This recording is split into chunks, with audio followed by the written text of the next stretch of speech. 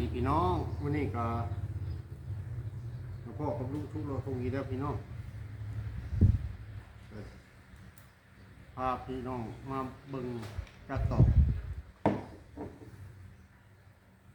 พามันสบายพอพี่น้องไหมโค้งจะตอกมาเด้อพี่น้องเด้อใครจะได้มาซื้อเอาเด้อ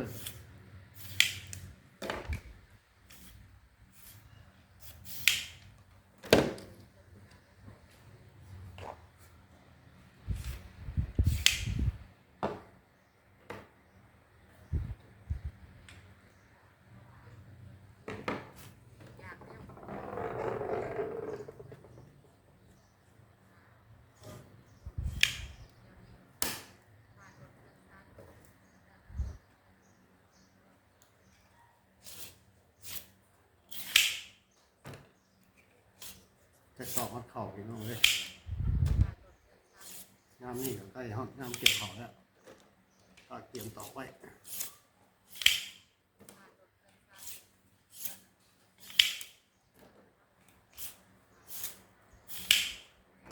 ดึงไว้ก็ได้ไว้พี่น้องง่ายผมมีตัวเฉียวพี่น้องเฉียวกับโบราณ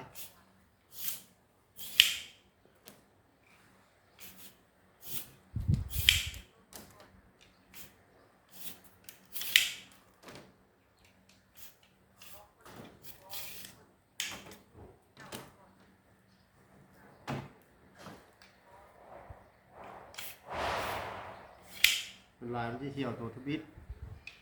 เขาหลับไม่พอหนึ่งงามเนาะตัวต่อไปมันตัวเฉียวกระตุกที่พ่าย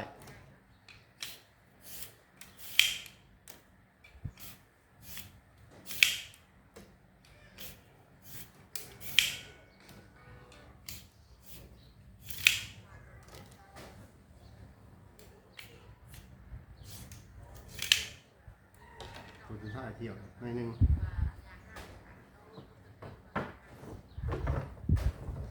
จะตอกมัดเข่า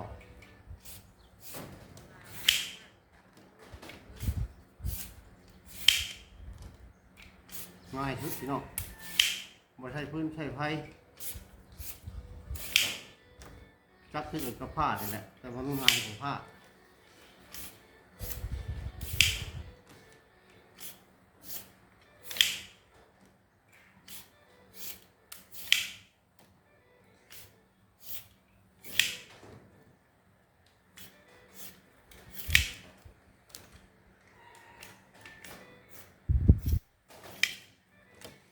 ร้อย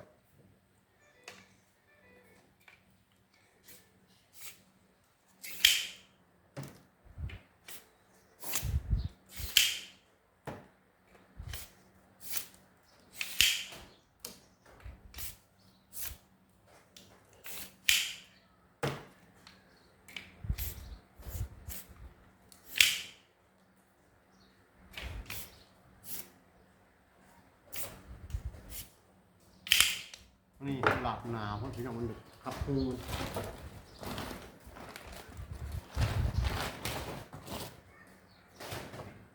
ผ้ามันจังหน่อยหนาปุ๊บ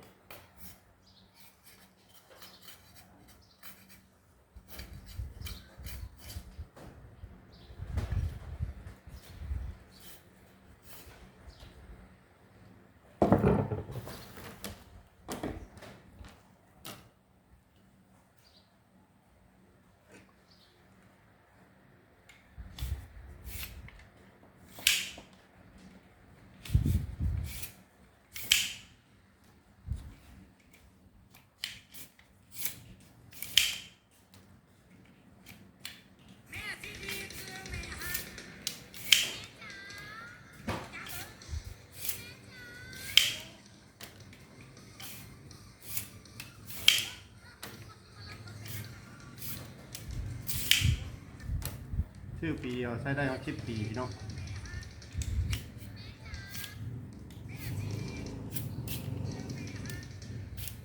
นี่มันหนาพี่น้องเลยมันหนาปุ๊บนี่คัดปุ๊บออกขึ้น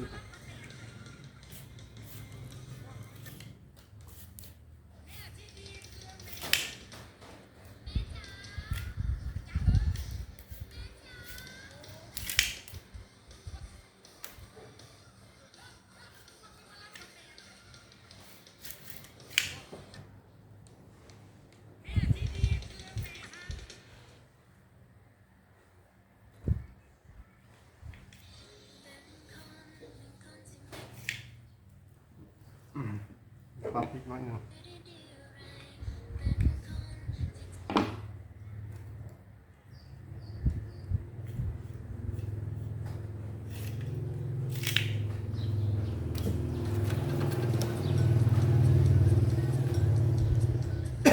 ตัวนี้มันพอดีพี่น้องลองนี่ตัวสวิตตัวต่อไปบะเที่ยวอีกแล้วอ่ะ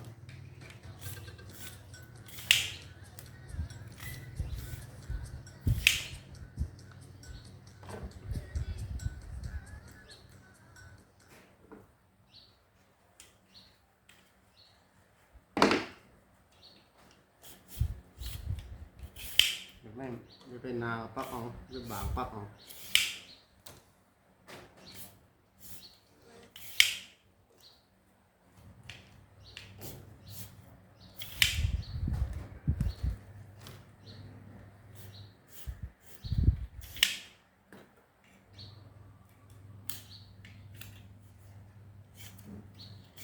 เรียบร้อย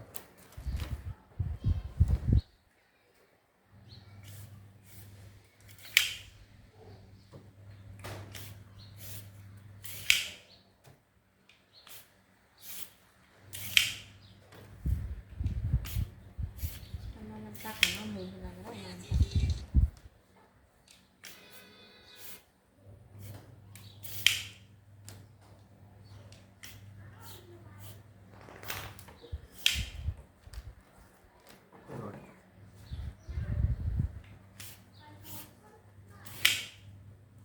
เป็นตัวที่ทิมผู้อัน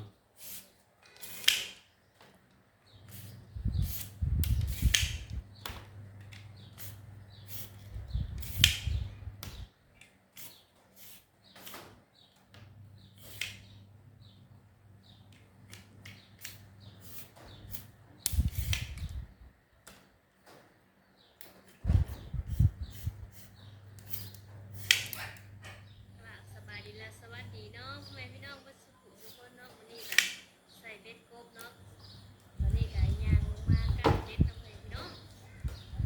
บังเอิญเนาะได้กบตัวปักใหญ่ๆครั้งแรกเลยมากันโอ้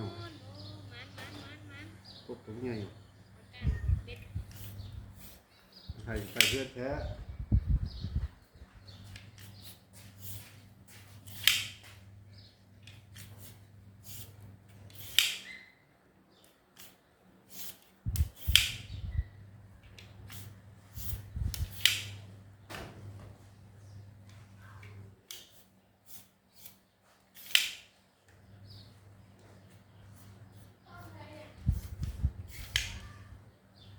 สองพัน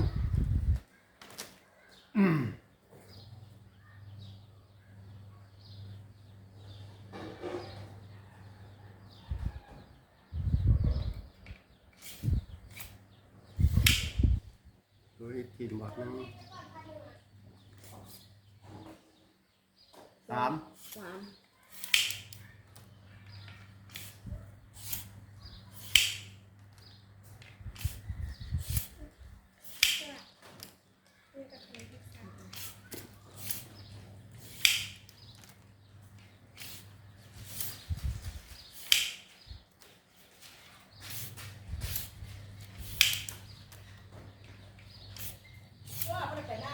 โอ้ยบ่ได้ไปไปนี่เพิ่นหาเวียบเพิ่นอยู่หอร้านเอาลูก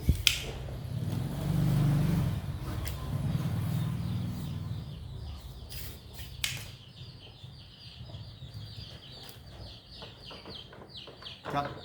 ส่งกุ้งนี่มัดเข่าได้เป็นทงพี่น้องจำตอกเป็นบ่ต้องชื่อจักเอาเองโลด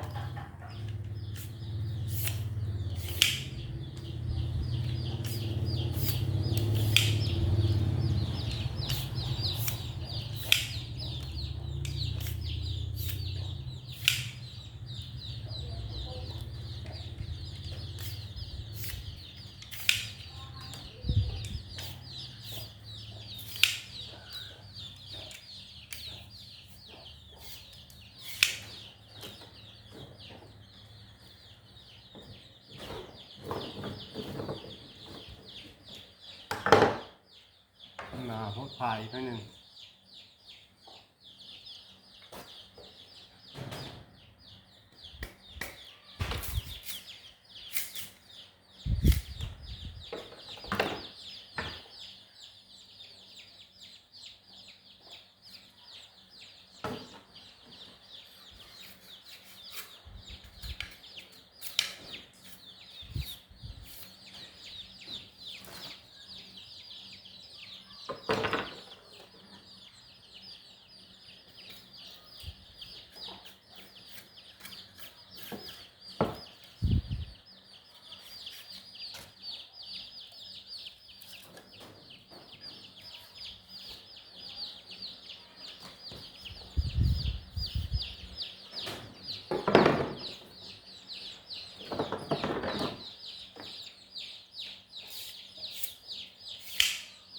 บ้าพี่น้อง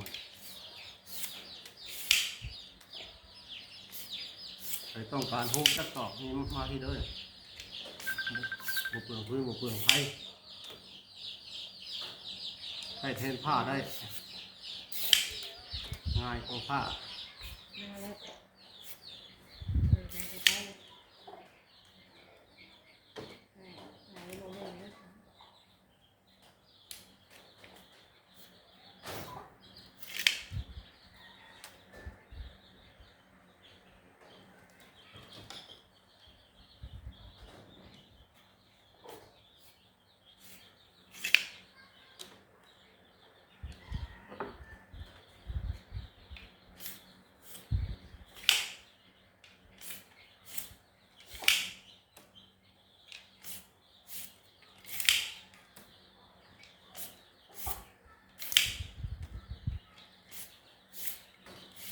ออกเสื้อเฉยมันหักไว้พี่น้อง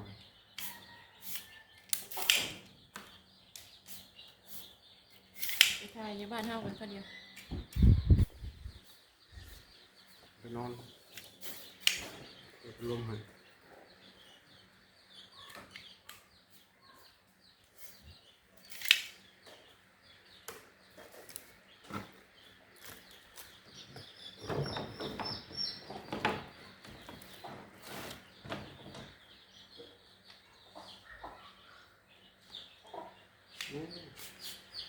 ซุ่มบ่หนาได้เอาตกหนาพวกอย่าลมไปเลยพี่น้อง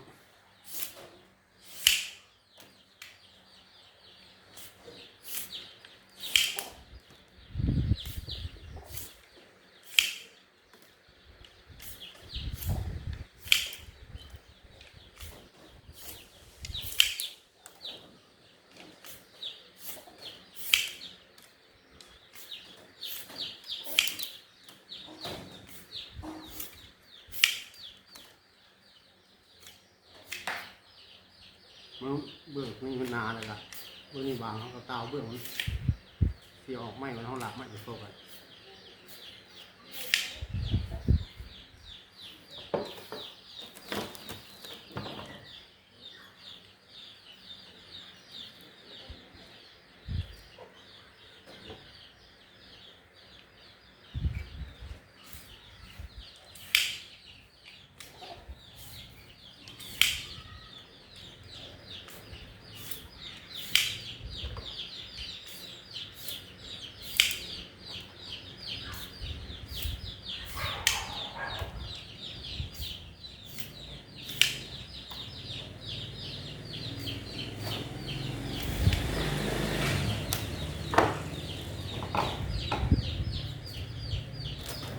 นี่ก่อนเด้อพี่น้องเด้อใครสนใจฮกจักตอกเขามาเอาเด้อ